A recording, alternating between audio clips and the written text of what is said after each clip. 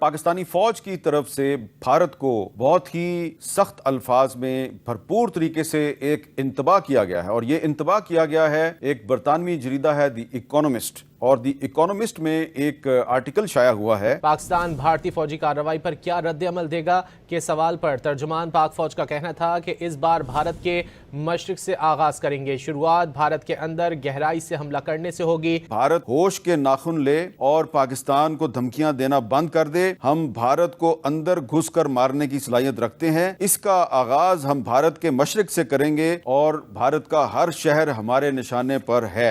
लेकिन वो क्या जवाब देंगे? जवाब तो वो लोग देंगे जो किसी अखलाक या अकदार को मानते हैं। पाकिस्तान की अफवाज एक जानिब तो भारत के महाज पर इस वक्त एक्टिव हैं, अलर्ट हैं और भारत की जानिब से किसी भी तरह के मिस एडवेंचर जो है उसका इंतजार किया जा रहा है, क्योंकि भारत ने आज नहीं तो कल ये करना ही करना है। और भारत एलओसी के ऊपर सीज फायर तोड़ने के बाद भारतीय फौज जो है वो उस सीज फायर वायलेशन से मुकर भी गई। ये तमाम चीजें किस खतरे की जानिब इशारा करती हुई आपको नजर आ रही हैं और आखिर डीजी आईएसपीआर की जानिब से ऐसा बयान इन दिनों में क्यों दिया गया है? क्या कुछ सबूत मिले हैं? न जाने वो ये दावत दे रहे हैं या ये धमकी दे रहे हैं या ये एक कह लीजिए कि समझा रहे हैं, आखिर ये कर क्या रहे हैं, इन्होंने ये स्टेटमेंट क्यों दिया है? जब दुश्मन आपको धमकी दे तो समझ लो वो जख्मी हो चुका है। लेकिन लगता ये है कि इंडिया इन धमकियों में आने वाला नहीं है।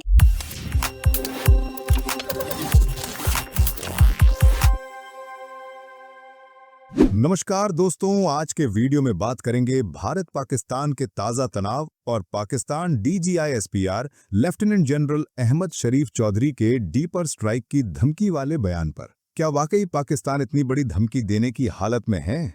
आप देख रहे हैं ताज़ा खबर, जहां देश विदेश की सबसे जरूरी खबरें आपको मिलती हैं बिल्कुल आसान भाषा में। वीडियो पसंद आए तो लाइक और सब्सक्राइब करना मत भूलिए। दोस्तों, अप्रैल 2025 में जम्मू कश्मीर के पहलगांव में आतंकवादी हमलों के बाद भारत पाकिस्तान संबंध बुरी तरह बिगड़ गए। भारत ने ऑपरेशन सिंदूर में पाकिस्तान स्थित आतंकी ठिकानों पर सर्जिकल स्ट्राइक की, जिससे पाकिस्तान में तो हड़कंप मच गया। और इसके बाद डीजीआईएसपीआर का इंडिया को खुलेआम धमकाना कि अगली बार हमला हुआ तो जवाब भारत के पूर्वी हिस्सों से शुरू करेगा। अब ये बयान सिर्फ एक धमकी है या पाकिस्तान की हताशा दिखाता है, ये सवाल सबके मन में है।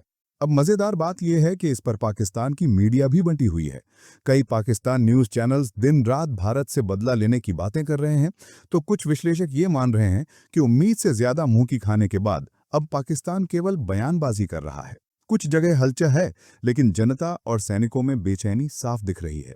दोस्तों, दिन में ख्वाब देखना बुरा नहीं है, लेकिन जब बयान जमीनी हालात से मेल ना खाएं तो हंसी भी आती है। सबसे जरूरी है कि दोनों देश शांति और सीज फायर बनाकर रखें, वरना दोनों का नुकसान सुनिश्चित है। आपका इस पूरे मुद्दे पर क्या कहना है? कमेंट में जरूर लिखें।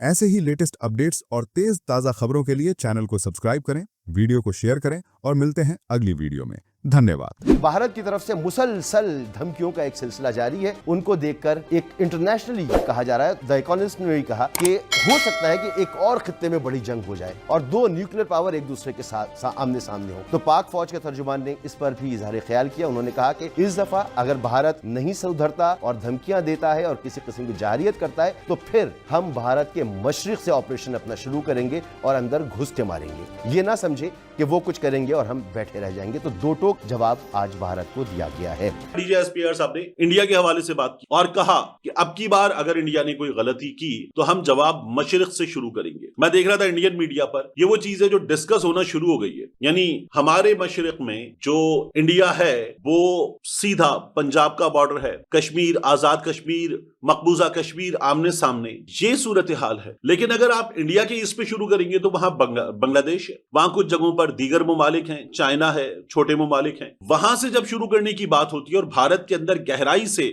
इसका जवाब दिया जाएगा तो फिर ये वहां पर परेशानी शुरू हो गई है कि क्या हम बांग्लादेश का इस्तेमाल करेंगे, क्या बांग्लादेश भी उसमें कूद पड़ेगा, क्या चाइना भी उसमें कूद पड़ेगा, और भारत को अच्छी खासी परेशानी है। ये वो जगह है कि जहां पर डीजीआईएसपीआर साहब जवाब देते, लोग फौरी तौर पर साथ खड़े होते हैं कि हाँ, इंडिया को जवाब देने का मामला है, हम साथ खड़े हैं। इंडिया से लड़ाई का मामला है, हम साथ खड़े हैं, हम अपनी फौज के साथ हैं और जबरदस्त अंदाज में साथ आते हैं। लेकिन ये जाहिर है कि जरूर सोचने की बात है, यहां सियासी मामला, दीगर दीगर मामलात में, हुकूमत के साथ खड़े होने के मामलात में अब लोग इस इदारे को तनकीद का निशाना बनाना शुरू कर चुके हैं, जो नहीं होना चाहिए। और इस वक्त पॉलिसी जो है वो बहुत क्लियर है कि इंडिया के लिए भी वही पॉलिसी है कि इस मर्तबा अगर कोई एडवेंचर करता है इंडिया, तो पाकिस्तान ना ही कोई रहम दिखाएगा, पाकिस्तान ना ही कोई मर्सी दिखाएगा, और Pakistan deep inside Indian territory ठोकेगा भी, स्ट्राइक भी करेगा। और इस मर्तबा पाकिस्तान को रोकने वाला अमेरिका भी मैदान में नहीं होगा कि भारत को अब छोड़ दो और वो जो बड़ा हमला करने जा रहे हो वो ना करो।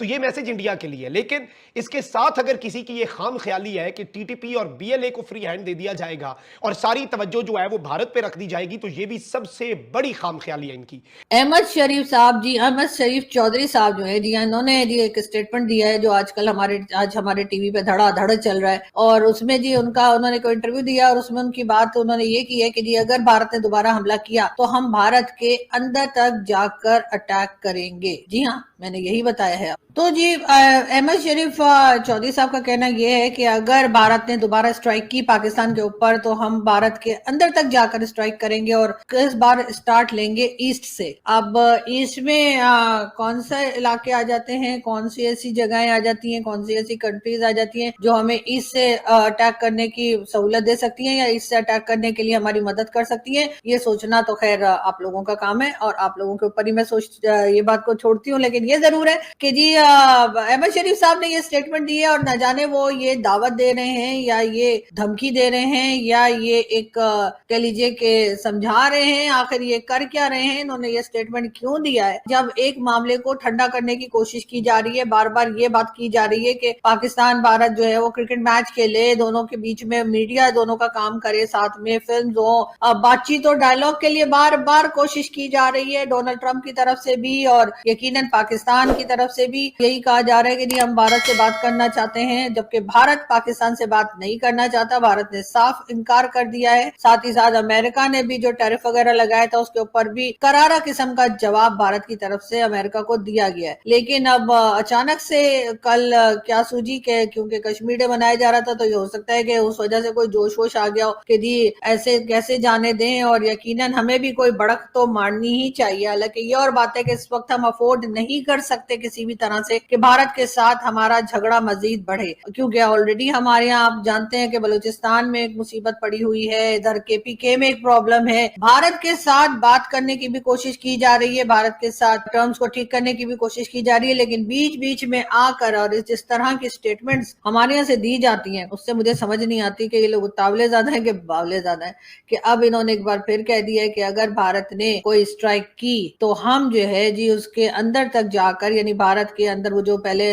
भारत वाले में कहते थे ना हम घुस के मारेंगे, तो अब वही बात जो है उसको घुमा फिरा कर जलेबी बनाकर जो है वो हमारे डीजीआई एसपीआर साहब का कहना है कि जी हम भी घुसकर मारेंगे और ईस्ट की साइड से आएंगे और इस किस्म की चीजें। लेकिन यकीनन ये स्टेटमेंट जो है ये कोई खास अच्छे उसमें में नहीं लिया जाएगा कि बहुत बड़ा जी बड़ा कोई जबरदस्त कोई मैसेज दिया है। पाकिस्तान में भी इस बात को अच्छा नहीं समझा जा रहा और इस वक्त हमें अमन की जरूरत है, इस वक्त हमें अपने पड़ोसियों के साथ अच्छे ताल्लुकात की जरूरत है, ना कि हम किसी को घुस के मारे और कोई हमें घुस के मारे। ये चीज तो हम अफोर्ड कर ही नहीं पा रहे। लेकिन बहरहाल ये स्टेटमेंट जो है वो शायद कल कश्मीर के साथ जो हम हमेशा खड़े रहते हैं, न जाने हम कश्मीर के साथ खड़े खड़े थक नहीं गए हमें, तब अब तो हमें जाकर वहाँ चाइनीज मुस्लिम्स के साथ खड़े हो जाना चाहिए था। अभी तक उइगर मुस्लिम्स के साथ हम खड़े नहीं होते और जो कह लीजिए कश्मीर के जो है उनके साथ हम जो मुसलसल खड़े हुए, जबकि कश्मीर के लोग बिल्कुल नहीं कह रहे कि आप हमारे साथ आके खड़े होइए। उन्होंने हमें बिल्कुल दावत नहीं दी और ना ही कभी अप्रिशिएट किया गया है कि जी हम कश्मीर के साथ खड़े तो वहां पे बड़ी वाहवाह हुई हो या हमारी साइड कश्मीर पे बहुत वाहवाह हुई हो कि जी ये तो आपने बड़ा जबरदस्त काम किया है कि आप हमारे साथ खड़े। वो कह रहे भैया हमारा पीछा छोड़िए और जहां बैठना उठना लेटना है वहां जाके बैठिए उठिए लेटिए, लेकिन हमारा पीछा छोड़ दीजिए। लेकिन यहाँ मैं अपनी साइड कश्मीर की बात कर रही हूँ, यहाँ पे जो कश्मीर के लोग हैं पाकिस्तान से वो खुश नहीं है। अब